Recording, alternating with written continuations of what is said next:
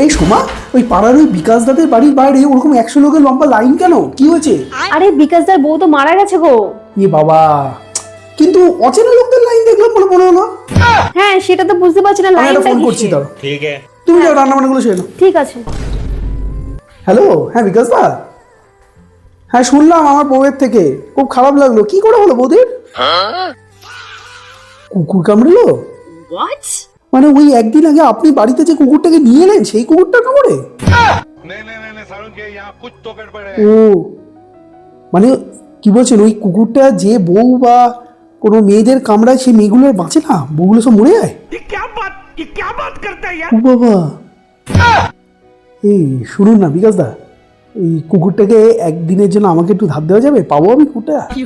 क्या सोच है रे तेरी, मानना पड़ेगा। মানে আইনে দিতে হবে? মানে আপনার বাড়ির বাইরে ওই যে 100-150 লোকের লাইন, সবাই কুকুরটা নেবার জন্য? মানে একদিনের ভাড়া 1.5 লাখ টাকা উঠে গেছে? সর্বনাশ।